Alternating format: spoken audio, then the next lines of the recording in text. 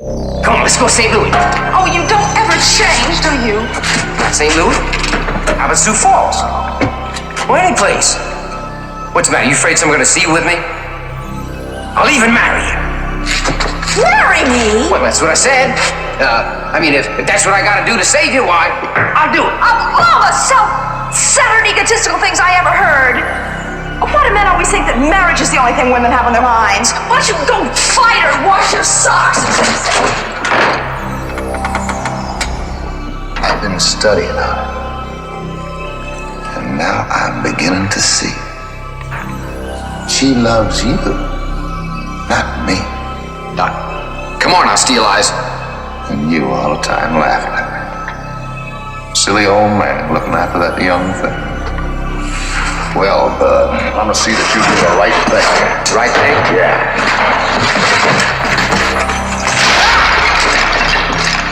Guns, bottles, fists, knives, clubs. All the same to me, all the same to you. What are you talking about?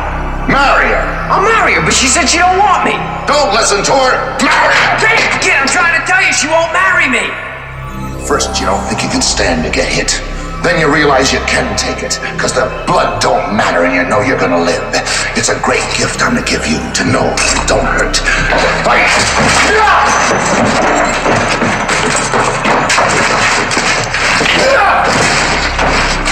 Well, I'm gonna straighten you out once and for all. Hey, leave him alone, he's mine. I'm beating up on him. He's my kid, his morals been a millstone around my neck all my life. Ah!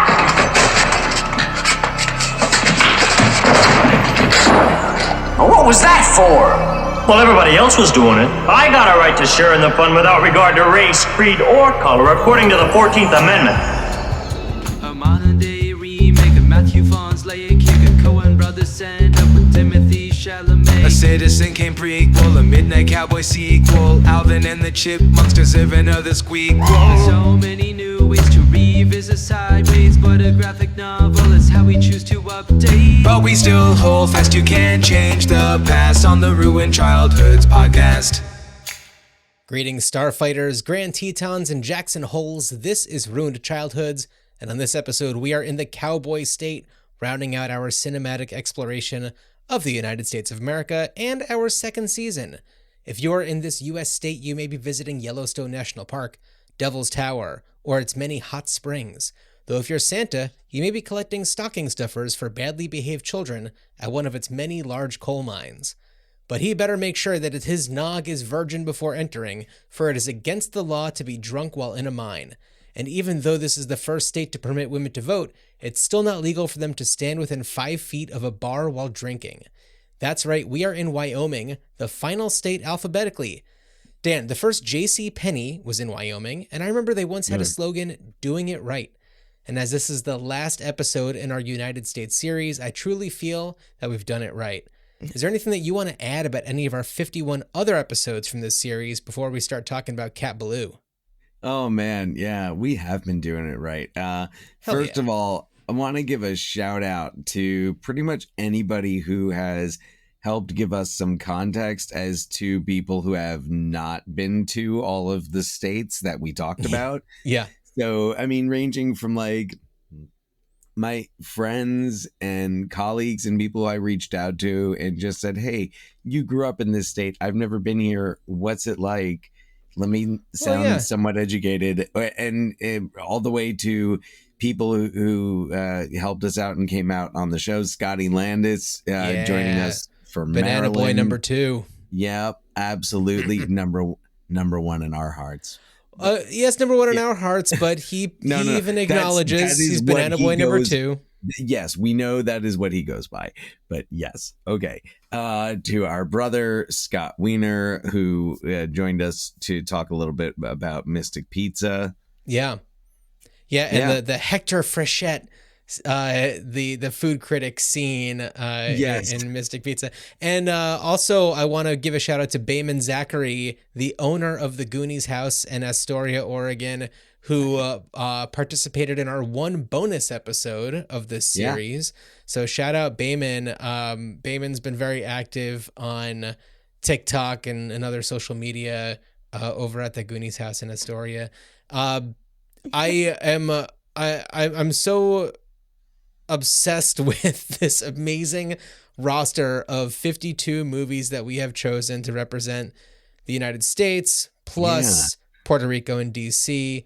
Our DC episode being our one double movie episode, which was a lot of fun. We also have films that range from 1925 to 2013, Gold Rush and Nebraska.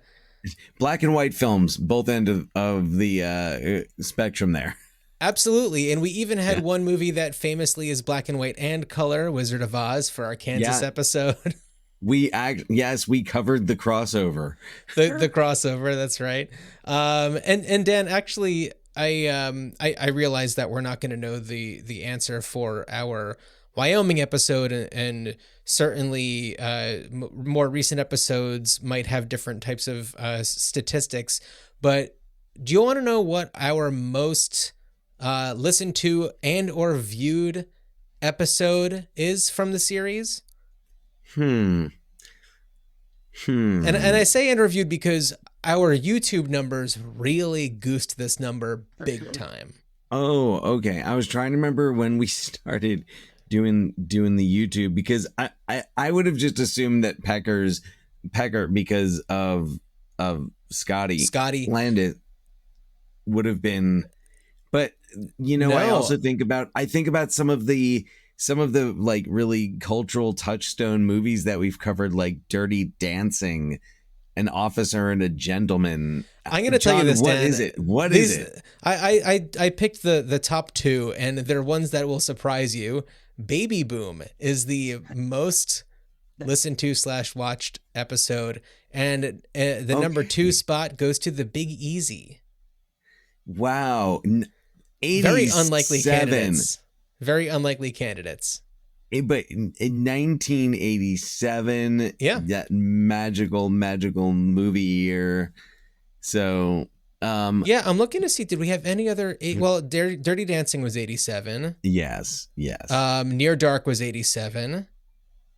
So 87 may have been our. Broadcast News was 87. Yeah. Yeah, so that is extremely telling. Oh, you know what? The Big Easy, 1986. Oh, right. Yeah. Yes. So, but we had a lot of them in 86, 87, 88. Hoosiers. Great Outdoors. Hoosiers was what year? 86. That was 86? Yeah. Yeah, that's right. Mm-hmm. So Mystic Pizza is 88. Near Dark is 87. Mm-hmm. Yeah, Near Dark. Goonies, of course. Sure. Yeah. Yeah. What a fun series. I mean, kicking it off with Sweet Home Alabama, a very out of character one for us to cover on this show, I think, but it's certainly deserving of discussion. And that was the fun. That was the fun of this, was that we talked about some movies that maybe we wouldn't have otherwise, whether because they're just not on our radar as much, or they are too recent. I don't know that we would have talked about Nebraska otherwise, at least not so soon. Well, we don't typically talk about movies that are that recent. I mean, 2013 still is, 11 years ago, but still 2013 is pretty recent for, in comparison to a lot of the other movies that we cover. Yeah. For us, when you're up at our age, it's not 2013. It's, it's like yesterday. It's like it was yesterday. But hey, man, eyes on tomorrow. We'll keep a look in the rearview mirror. But it's also just to kind of circle back and sum it up. What a range of movies. You look at those titles, and sometimes you'd think like, okay, well, who's in, do we have any actors that are showing up kind of disproportionately? And it's like, aside from, we did two movies for Montana because we had it was the Brad Pitt Montana double feature. The 90s Brad Pitt Montana, double feature for sure. Yes. But that was still contained into one episode. Yes, true. But I'm looking at this to see if there's any actor that really crosses over, at least in a significant way. And I'm not really seeing Not really. any or very I was many. thinking like, all right, maybe like Kevin Kline pops up a few times. He doesn't. No, he doesn't. I mean, if only Elvira was in all of these movies, we wouldn't have anything to complain about. Wait, Eden McClurg, we talked about her on the last episode because of Planes, Trains, and Automobiles, but that's somebody who could really tie a list together. She does not show up in The Great Outdoors, which is surprising. No. It seems like she should. Yes.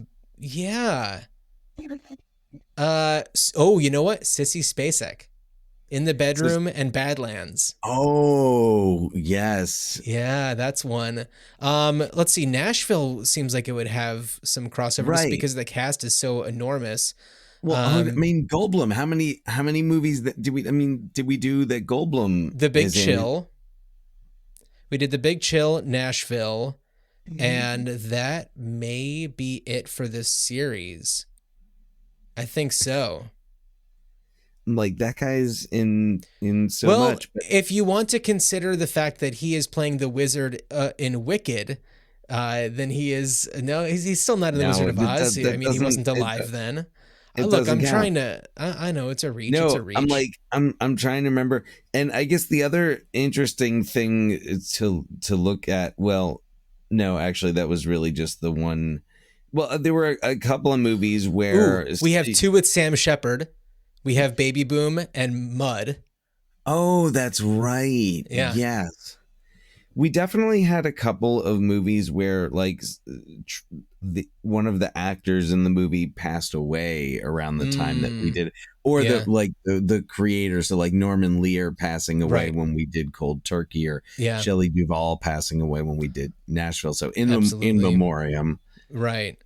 And then Orange County. So Sissy Spacek is not in Orange County, but her daughter is. That's so true. Sissy Spacek's genetic material. A legacy. Yes. Genetic material. I mean, Goonies also has such a big cast. We talked about Josh Brolin in our Washington, D.C. episode, and we talked about Mr. Sterling.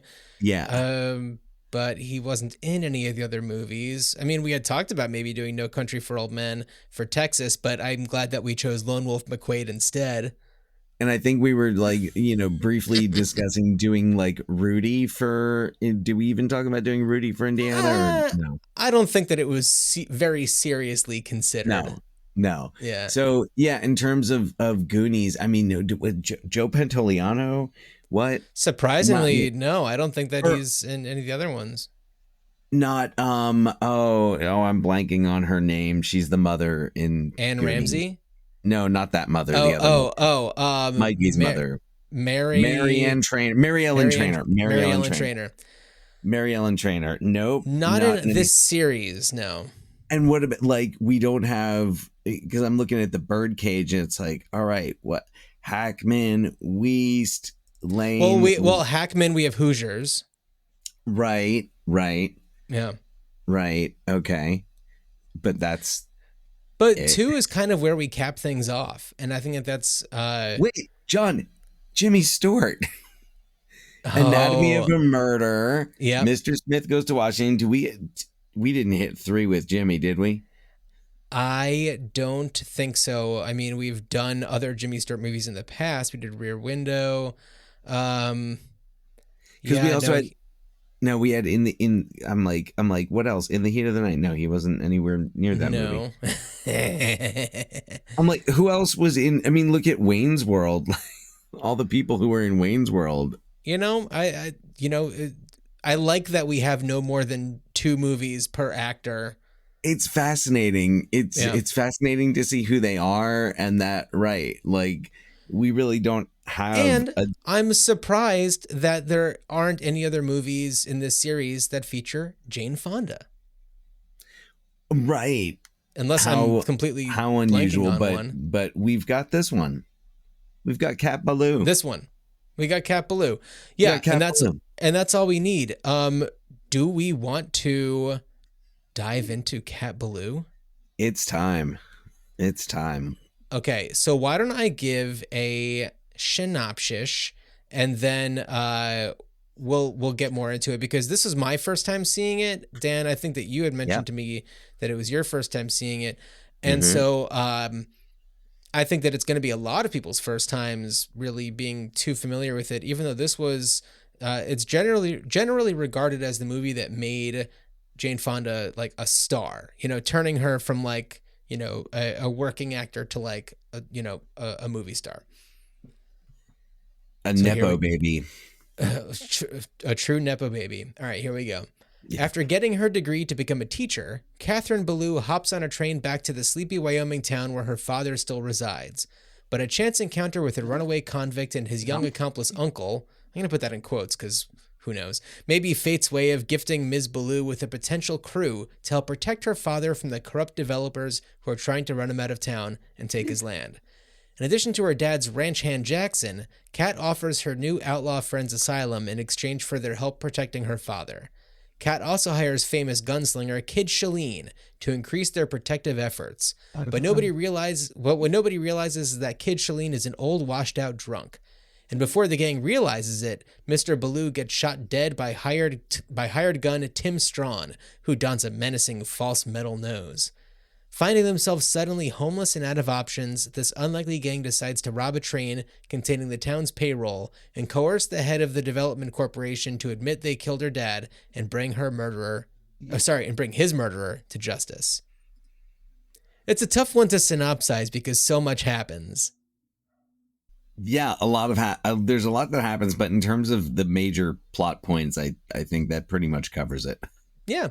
So Jane Fonda plays Cat Ballou. Lee Marvin plays Kid Shalene and Tim Strawn. Michael Callan plays Clay Boone. Dwayne Hickam plays Uncle Jed. Nat King Cole and Stubby K are the musicians that kind of take us through the movie. We have Tom Nardini as Jackson Two Bears. It's a fun romp, considered to be like just, you know, one of the original like Western parodies, like, you know, predating like Blazing Saddles and, you know, so many other movies. It kind of felt to me like a long episode of The Monkees at times, like in the style and just like the way the humor flows. Yeah. It definitely takes a step in that direction. I don't know if I would have necessarily been disappointed had it gone further in the absurdity of the Monkees, but not at all. It certainly has its own absurdity to it. And worth mentioning, though, this was nominated for several Academy Awards, included Best Adapted Screenplay, and Lee Marvin won Best Actor. Yeah. Absolutely. And Lee Marvin was great. He was a lot of fun. Lee Marvin, not an actor that you usually associate with lighthearted romps. Wait a second, Dan. Lee Marvin? Dr. Leo Marvin? Is there a connection? What about Bob? Lee Marvin has definitely used death therapy on many people in many movies. It was really fun to see Lee Marvin in a role that's really light and silly, and where you can ham it up, and for him to have been recognized for that performance, I think is really cool. And I hope that he was, you know, proud of that, and the fact that he's playing against his normal, you know, type. And well, he went around afterwards talking about how much he got paid for this movie and then how much he got paid for the next one. So he was. Oh, I didn't hear about that. He was not he got a bump. The way that I read it, I mean, the way that I read it, it's not like he was the douche about it, but it was kind of that, like, I mean, I don't know much about Lee Marvin. I've seen like Delta Force and Dirty Dozen. Yeah. So Dirty Dozen was after this. Is that right? Yes. Yeah, I think Dirty Dozen was 68. Okay. And then he also did another kind of like Western musical called Paint Your Wagon. Right. It was more of I've never seen that one, more of a Western musical. Yeah, I haven't seen that one either. I've seen Dirty Dozen. But he was so much fun. And also it's like, I love his character introduction when like they go to the little stagecoach that he's supposed to be coming off of, and it's like this tall, strapping man, and he looks just like really strong and brave and everything, and it turns out to just be some dude who's there to greet his family, and then like out of the trunk rolls Lee Marvin, like wasted. It's so good.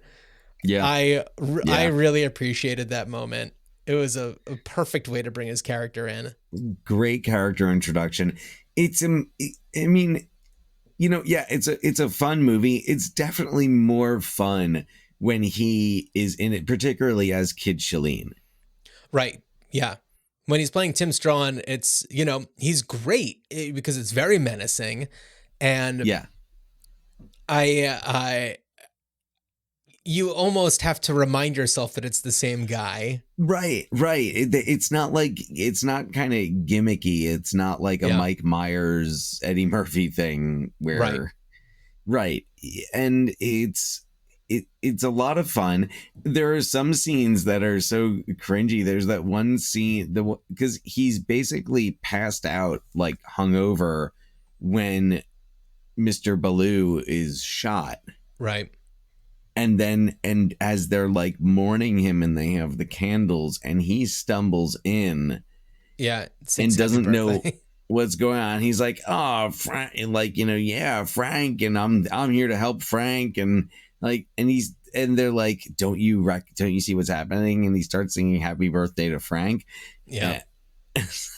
Oh, wow. It's almost like the scene in The Great Outdoors where they're going to the guy's 108th birthday or whatever it is, and the kids are climbing over him and kissing on the cheek, but he's dead. So look, there's a parallel with our last episode. Wow. And all of these great connections between The Great Outdoors and Cat Ballou. Yeah, there you go. Yeah. So so that was a lot of fun. Jane Fonda is great. Man, how awesome is Jane Fonda? I've been taking advantage of the fact that we're doing this episode to really dive as deep as possible into Jane Fonda. I watched this documentary, The Five Janes, came out a few years ago. That's all about her, and she participates a lot in it, does a lot of interviews and a lot of scenes, filmed like for it specifically, and learning a lot more about her upbringing, relationship with her father, more about her mother, was really fascinating. The trajectory of going from somebody who had no interest in becoming an actor to somebody who just on a whim, like, took a class and it was basically just like, you're actually really amazing and you should pursue this in an industry where it's usually just like, maybe you should consider doing something else. And they were completely right. She's so good. But also going from actor to activist and then back to actor again, and then kind of combining those two is really cool. Seeing how her relationships have kind of gone along with where she is in her life politically. And, at the time of Cat Ballou, she was married to Roger Vadim. Is that his last name?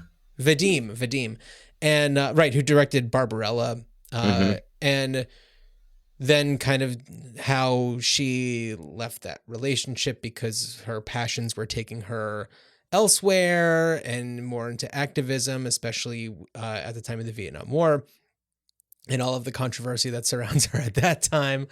Her next relationship with, a political activist. And, I had no idea that like the Jane Fonda workout tape and the book were made to raise money for her husband's political career.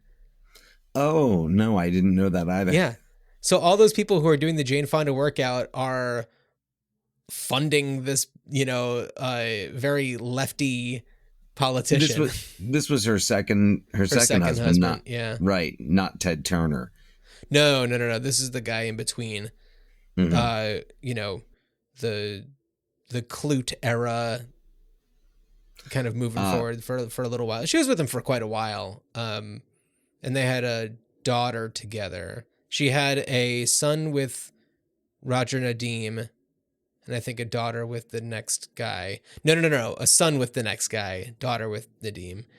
Yeah, just really, really interesting. And I listened to, she was a guest on a podcast that came out the other day. Do you ever listen to Love It or Leave It? Yes, I have. I listen to Pod Save America, so Yeah. I know who John Lovett is. Yeah, so John Lovett, does this podcast, and most of them are with a live audience, and so this was a real murderer's row of guests he had on. It was Kumail Nanjiani, Jane Fonda. Who else was on it? There was one other person that was on it who was just like Zachary Quinto was on it too. Oh, and, I'll have to listen to this. And it was awesome. And Jane Fonda was just like, I thought you were a different John Lovett. I don't know what this is, but I'm having an awesome time and let's do it. And they had a really fun segment where this one guy who Jane Fonda knows, who's also a film expert, was it was kind of a game of who knows Jane Fonda better.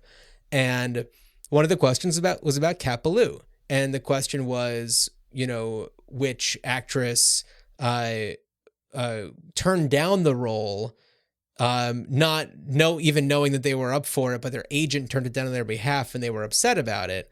Do you know who this was? Was it Candice Bergen? It wasn't Candice Bergen. It was Anne Margaret.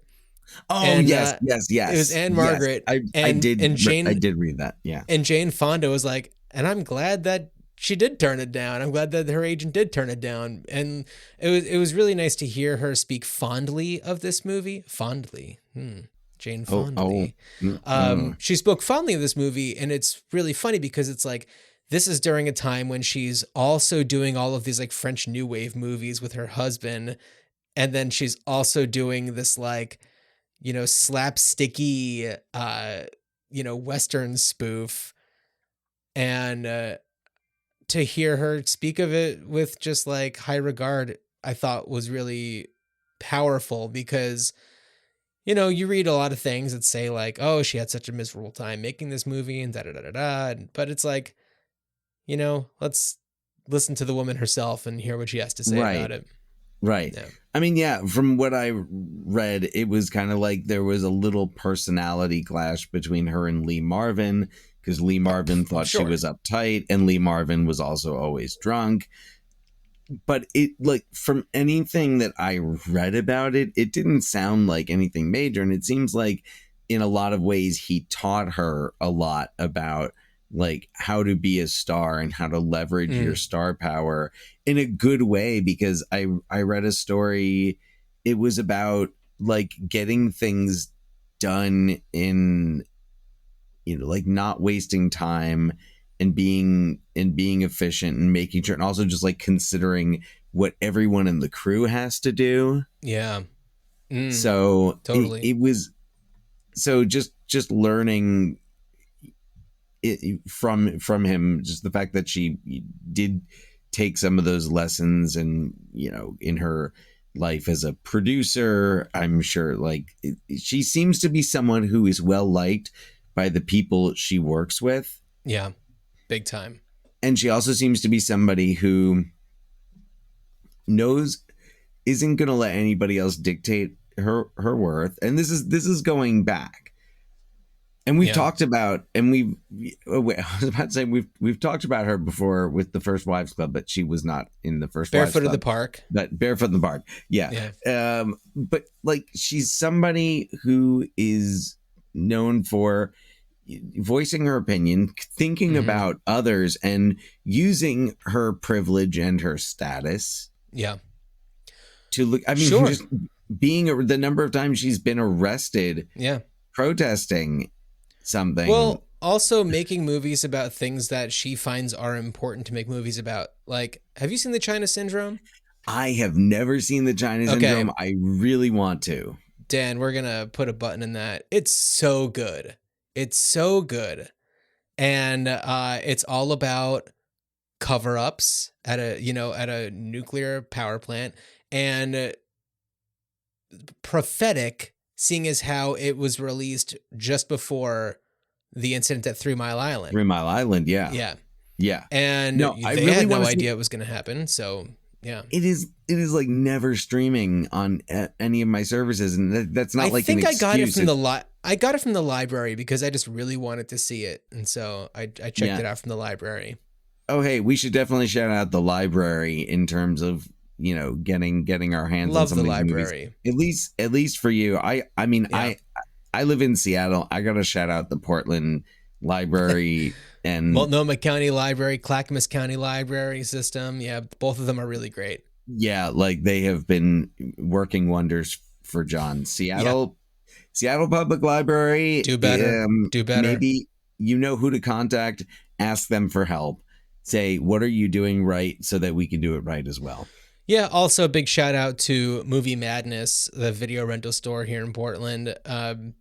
You know, even though some of these movies are streaming, if I have an opportunity to, and the time to get them from a library or from Movie Madness, if there are bonus features, then I like to take advantage of that. And that's what I did for Cat Ballou, because there's a Criterion edition.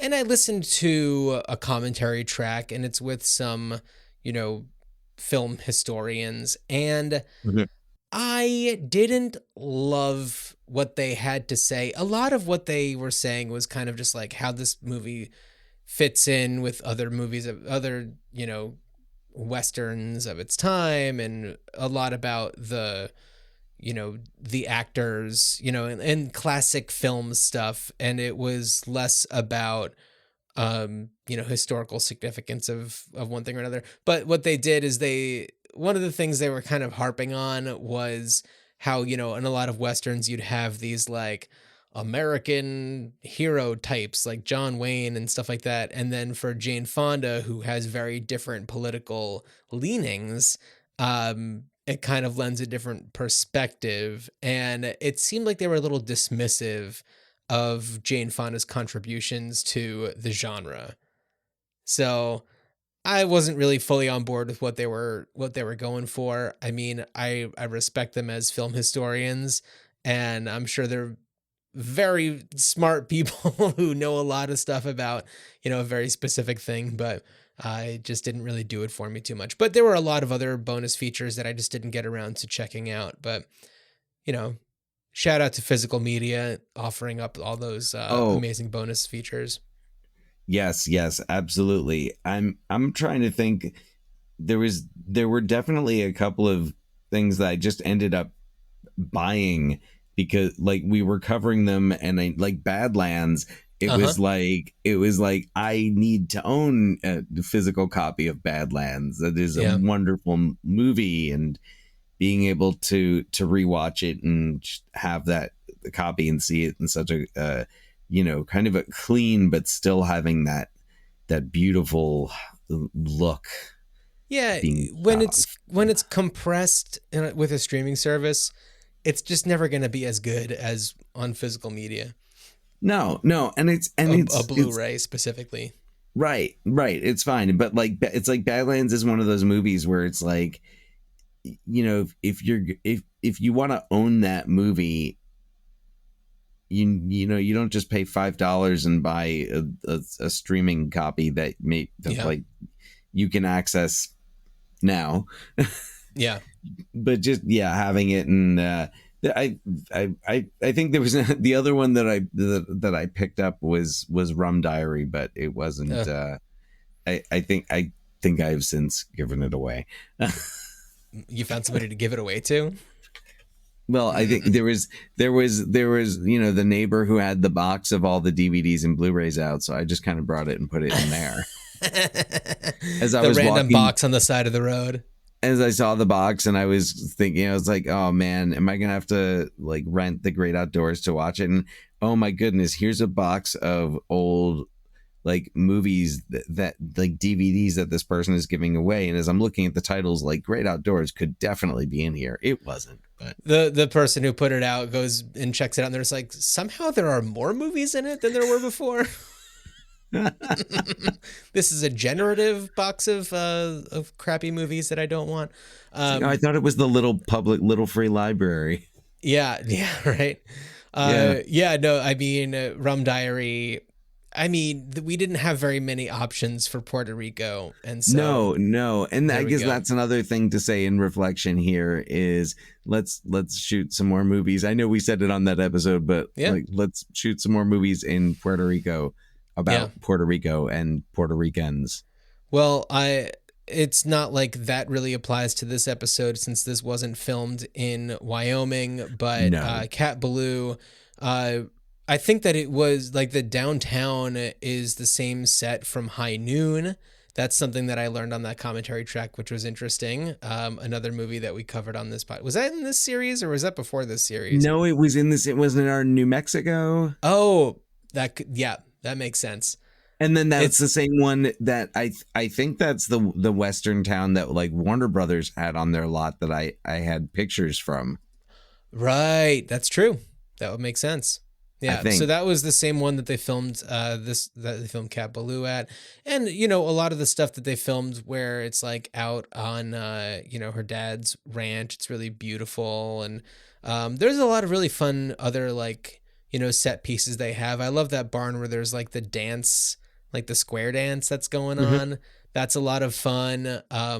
Very active scene. I wonder how they did, if it was just a bunch of cameras set up, because it's like, how do you orchestrate all of this happening? And, I can't want to call her Jane, but Kat, like, having all of these interactions with these people. And then at the end, it's like, it kind of devolves into this big fight. Didn't love the bit with Jackson and the scalping joke. Like, somebody's toupee gets ripped off and he kind of looks at it and you kind of know what the gag is there. There's definitely some cringy stuff with Jackson. Aside from the fact that I'm fairly certain the actor playing him is not Indian or Native American. Is he not? I didn't think so. I might have just assumed that he was not. I have his thing pulled up right here. Tom Nardini. I believe that he acted in other things as a Native American. In the films Cat Ballou and Africa, Texas Style, Nardini played a Native American character. Yeah, I guess it doesn't say anything about him being Native American, but that's not surprising. No.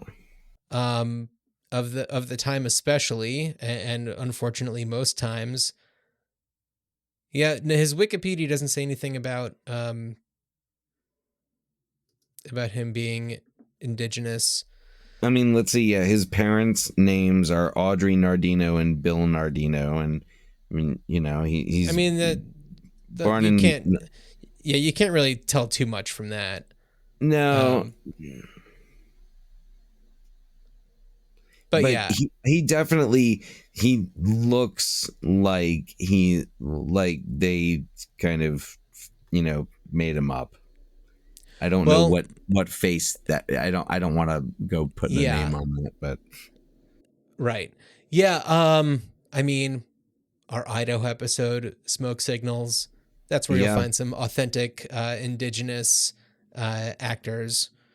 Absolutely representing their community. And I will say, I thought that the character himself, I mean, looking aside from the race of the actual actor, I thought that Jackson was a solid character, and the fact that the character is an indigenous, but not looked down upon by the people that we're rooting for in this movie is a positive trait, and I guess that can be celebrated. Not entirely. Like I think there's a couple of lines. I think like Frank Ballou has a line. Totally. There's a couple. Yeah. But overall, derogatory terms are thrown around, but never by Cat, I don't believe. No. Yeah. No. So yeah. Well, Dan, what'd you think of the movie? I thought it was fun. I thought it was entertaining. I didn't think it was, the best thing ever. I thought, Yeah. I just thought it was a good time. It's a good, solid, 3-star out of 4. Out of how many? Out of 4. Out of 4. I'm using the New Jersey Star Ledger Okay. 90s era 4-star rating system. So Yeah. I would give it like a solid 3 stars. I feel like the Academy Award attention, and thinking back to 1965, I'm not exactly sure what else was off the top of my head. Can't think of what else was out, but Yeah. I that it might have just been a slow year, and Lee Marvin's performance is great, but maybe in another year would not have been Oscar winning or nominated even. But who was he going up against in this one? Yeah, that's the thing. I don't know. I will, because I'm pretty sure that he was going up against some pretty heavy hitters. Let me take a look at supporting actor. Well, I think he won. Didn't he win Best Actor? It was Best Actor? I think so. Yeah, Lee Marvin. Let's see. Sorry. Oh wait, this would be 96. I'm looking at the wrong. I was looking at the wrong. It's the 38th Academy Awards that took place in 66. Category actor. Yeah, so he was going up against Richard Burton for The Spy Who Came In From the Cold, Laurence Olivier for Othello, Rod Steiger for The Pawnbroker, and Oscar Werner for Ship of Fools. I mean, going up against Laurence Olivier for Othello, that one itself is a little surprising that he would win over, but here we are. Yeah, here we are indeed. The Spy, well, and also like Richard Burton for The Spy Who Came In From the Cold. That one totally. Absolutely. I've never seen The Pawnbroker or Ship of Fools. Actually, I haven't seen Othello either. I want to see what the other ones are okay, so editing, it was nominated for editing but lost to The Sound of Music. That feels right to me. Was also up against Dr. Zhivago, Flight of the Phoenix, and The Great Race. Sound of Music, I mean, Sound of Music, that makes sense to me. Yeah. It was nominated for music, scoring of music, adaptation, or treatment. Sound of Music won for that. Makes a lot of sense to me. Was it up for... I guess that's it. Yeah. But it was, I thought, a lot of fun. And, the music in this, of course, the performances of Nat King Cole and Stubby Kaye, who are kind of narrating everything through song, super influential. Definitely of the Farrelly brothers, and There's Something About Mary. You have the kind of troubadours performing the same type of Jonathan thing. Richman in There's Something About Mary? I think so. Yeah. Yeah. And Nat King Cole he was pretty sick, and he died before the movie was released. Yeah. But hadn't really told anyone. And honestly, you wouldn't be able to tell by looking at him in the movie. He looked great. And passed away before it came out, which is so unfortunate. I thought that was really fun. The influence of the movie also, I think I saw on Wikipedia, like Bryan Cranston cites it as like something that inspired him growing up. So if we didn't have this, we wouldn't have, Breaking Bad, Malcolm in the Middle, at least in the same way that we had it. If we didn't have this, Bryan Cranston would actually be selling meth. If we didn't have this, then Bryan Cranston may have ended up actually going off with Charlie Manson. Did you ever hear that story? No, I have not heard that story, but I will. He met Charlie Manson before the murders, when he was, I think, on a road trip, and I don't know the full story. I don't remember the full story offhand. He tells it every now and then, but basically, encountered this guy, and they hung out for a hot second, and then they went on their way. But it's like that could have gone one of very many different terrible ways. Anyway, Yeah. Yikes. Okay. Good thing he saw Cat Ballou. yeah, but he had Cat Ballou going on in the back of his head. So also this movie had two television pilots that were produced at the same time as an adaptation. So there was kind of big hope that this is going to take off and become a bigger thing. Dan, how do you feel that would have gone if this kind of evolved?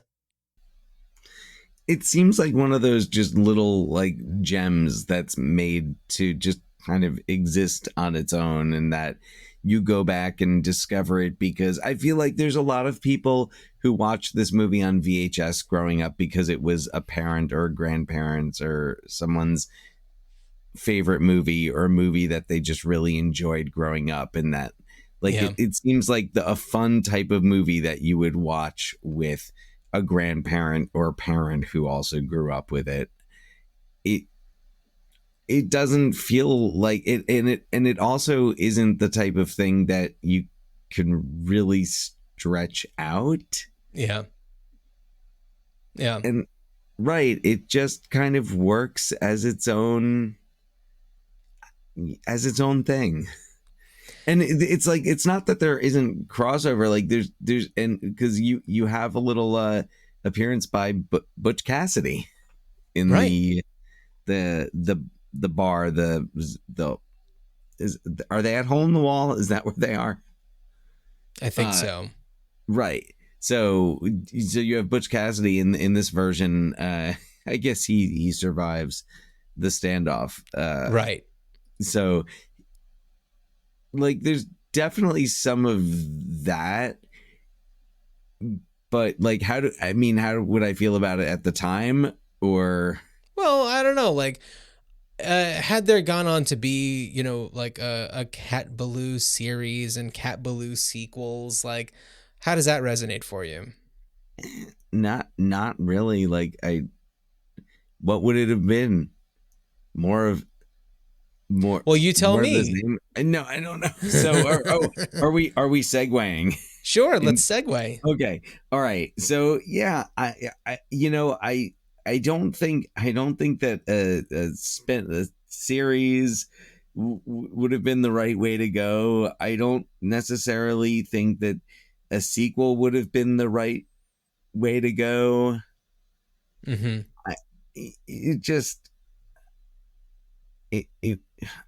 I could see a sequel to this being Speed 2. Right. Yeah. I know what you mean. Yeah, Ballou's Patrol. Or Control, not Patrol. What am I thinking? I'm thinking it's on Patrol. I'm thinking it's on Patrol. Never mind. Forget it. But I think that in terms of movies of this kind, like you can't have too many of them, because eventually it's just, oh, okay, well, that one was successful a few years ago, so now we've got this one and we've got the other one.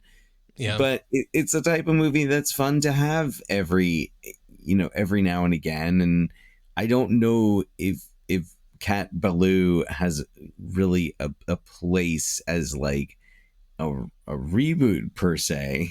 Yeah. I do think that now it was based on a novel that wasn't necessarily comedic. Sure. I think, yeah. And I get I didn't really do any research on the novel, but I get the sense it was kind of like, a pulp Western. Sure. Yeah. Really popular, kind of, not reinventing the wheel, but just like in this case, having a female protagonist and mm-hmm. Yeah, the female train robber. And having the outlaw gunslinger be brothers with the like hired hand, the hired killer. Yeah. So I thought that was like you could retell that story. Mm-hmm. I don't think that Cat Ballou has such a legacy that you couldn't kind of repackage the story and just make it like a real Western, just make it like a serious Western. I mean, I think there's always a place for a well-made Western. Sure. But But I also wonder what this would look like. The musical nature of it makes me wonder, could this happen? We don't have all that many Western musicals. You have Oklahoma. You That's have it. Oklahoma, but there's also no, you don't have train robberies in that. No, I imagine that would be a little bit more challenging to pull off. Yeah, but I think you could do it, especially now. And I think, being creative enough, I feel like something fun like this could be another one of those movie-based musicals that Mm-hmm. that brings up an older movie. It's not just like, hey, Mean Girls was popular 20 years ago and now it's a musical. Yeah, School of Rock, Beetlejuice. You Right. name it. Yeah. Yeah, absolutely. So and I'm guilty of feeding the flame. I'm on record saying that I think My Blue Heaven should be a musical.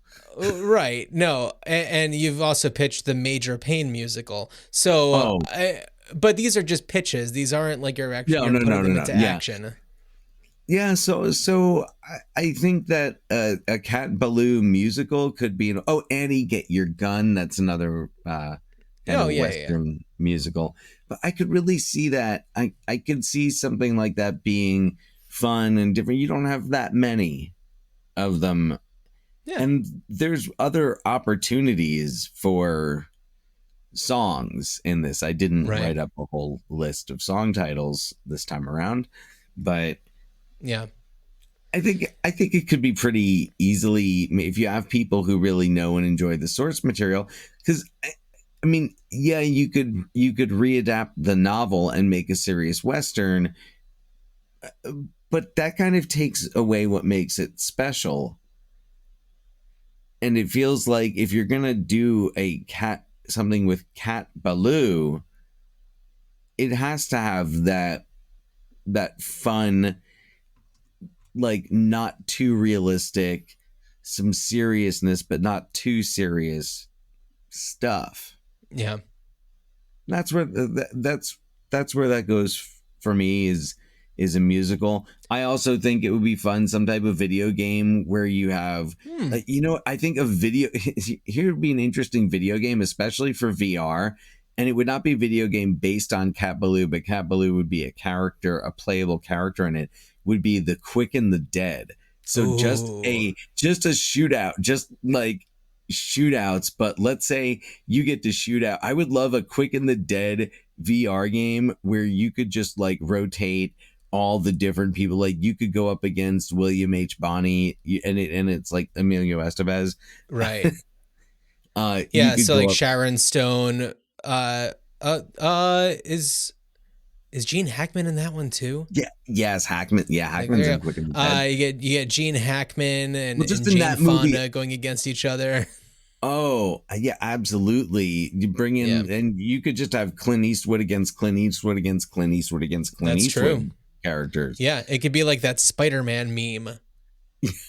Except you know which one I'm talking about. It's different Clint Eastwoods. That's a meme I want to see. Is all the different Clint Eastwood cowboy characters just doing the and then there's one Clint Eastwood in the corner saying "Get off my lawn." One get off the lawn. Absolutely. That's where they're doing the standoff. Is they're on Clint Eastwood's they're on Clint Eastwood's lawn. Yeah, with the Gran Torino in the driveway. Dan, I have a question for you. You are a teacher by day, podcaster by one night a week. When you graduated from Pace University, is that where Pace University got your teaching degree? So right after that, did you ever become an outlaw and train robber? Or was that just Cat Ballou who did that after getting her teaching degree? Oh no, actually it's something that I did like for accreditation towards my you were on the Cat Ballou program? Oh yeah, absolutely. Yeah. No, I did. I had to take the CAT. I had to, did all that stuff. Well, also because I didn't know if I was going to get hired, and that just seemed to be the only student loans. I mean, come on. It's a lot. It's a lot. So Yeah. yeah. No. That's kind of the logical next step after you are certificated as a teacher, is to just live the outlaw life a little bit Yeah. for a good It's the cause. Ballou way. School supplies don't buy themselves. That's true. That's true. That's true. Yeah. What would you do with this? Well, the thing that okay, one of the things that I liked the most about this movie, and similarly to you, I didn't like love this movie. I thought that it was a lot of fun. Aside from just like, oh, well, I could watch Jane Fonda do anything. She's so damn good all the time. Though I haven't watched any of like the 80 for Brady or the Book Club movies or anything like that. But aside from just the Jane Fonda of it all, I really did enjoy the Nat King Cole and Stubby Kaye of it all, the troubadours, they call them the shouters. And I would love to see maybe a series or a series of films where it follows these, troubadours who kind of like tell these different stories of these things that happen in the Old West. And some of them are maybe a little bit sillier. Some of them maybe have a different tone. But you take two of these troubadours and you kind of follow them around as they kind of tell you the stories of the Old West. Not that I'm a big like Western fan, but I feel like it's a really fun way to tell a story. And it was something, and honestly, there's like this one shot, it's actually two shots, but of the two of them, and it's like sunset, and they're kind of further back, and it's just this really beautiful like vista that they're up against. And the way that they did it, it's kind of like they paid a lot of love to those characters, even though they're not like characters. They gave him a lot of respect. I mean, Nat King Cole at one point is actually just like playing piano in this like, I don't know, I don't even know what you would necessarily call the place, but and this woman starts singing. So it's like they're just kind of these roaming fixtures that kind of work really well with what they've got going on. Yeah, no, that would be really interesting, just about these traveling. I'm imagining a mockumentary following these shouters. But I agree, they set the tone for this movie. Yeah, very specifically. It's one of those things that lends itself to that unique sense of this movie, is those personalities. And I also think having those personalities being familiar to the audiences at the time. Sure, at the time especially, yeah. Really, it just creates that warm sense, and that also that feeling that even though you're going to see some serious stuff, it's not too serious. It's not going to get too serious, because you've got these guys going around singing, and it's I mean, get like Billie Eilish and Phineas to just be like narrating a Wild West adventure. That would be really funny. But I mean, and maybe that's the thing, is that maybe it is different, like, musical duos that kind of make this kind of thing happen. Liam and Noel Gallagher. I don't know. Did Kyle Gass get uncanceled yet? Did he and Jack Black get to do? No. If there could be, well, okay. I don't think that Kyle Gass was necessarily canceled. I think that they decided they needed to step back because that was a messed up thing to say. And if you don't know what we're talking about, look it up. Google it. Yeah, it was a joke made in very poor taste, and bad timing. Yeah. And bad timing, very poor taste. Bad joke, poor taste, all the above. But anyway, just thinking about a tenacious D led situation like this, well, that's the winner.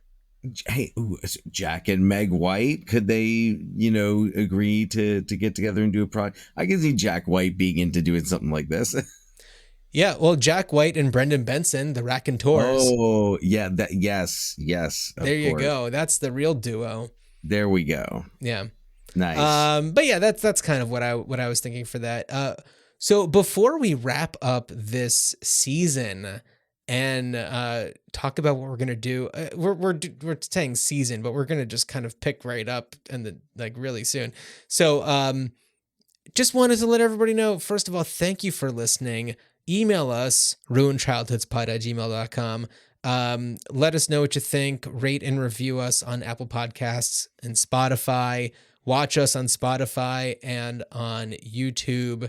And if we're going to tell you about what we're doing on our next series. So if you have ideas, if you have suggestions, things that you're begging for us to cover on this podcast that fall into the theme of our next year-long series, and absolutely whatever you say will make sense. So Dan, do you want to tell everybody what we're doing on our next season and directly next episode of the podcast? Why we are doing it's the ABCs of cinema. It's an alphabetical yo-yo. We are going alphabetically A to Z and then Z back up to A. And our rules, our rule, I guess, is that the movie we cover for each letter it can have multiple words in the title, but all of the kind of primary words in the title, not including, articles, have to have that letter. So shall I launch into our first one? Are you ready for me to introduce our first one? Absolutely, yes. Because so of course we're starting with A, and the movie that we're choosing is one. It is a one-word title, but it has 3 A's in it, and it would get 3 A's from any critic, I'm sure, because it stars Jennifer Lopez, Owen Wilson, Jon Voight, Eric Stoltz, Ice Cube. It's from 1997. It's Anaconda, directed by Luis Llosa. I can't believe we're doing Anaconda. I can believe we're doing Anaconda, because Anaconda, it represents everything this next season is about, because it starts with A and then it goes all the way back to A. That's true. And it's also just it's friggin' Anaconda. And it's got all those A-list stars in it. It's A-list stars. That's right. Yeah. And of course, Jon Voight, there's 2 A's in MAGA. Ooh. It's okay. He gets devoured by a snake. Spoiler alert. Ooh. It's not even this episode. Not even this episode. No, not even this episode. But anyway, I'm excited. It's been a while since I've seen Anaconda. So I've never seen it before, so I'm excited to check it out. I hope you can get some special features. I looked to see if the Blu-ray does have special features. It does not. Does Criterion have they not? Criterion has not added Anaconda to its catalog quite yet. They've lost all credibility in my eyes. What are you gonna do? So yes, ruinchildhoodspod@gmail.com. If there is any movie that you think is the right one for us to do for, I don't know, K, please let us know. We've got a list going, but it is not set in stone. So, and we want your input. We like your input. We appreciate your input. Yeah. Input. We already did Short Circuit. That was our first episode. So that was our very first episode. That's right. Well, Dan, as you are taking a bath on a train, I wish you a good journey. Good journey.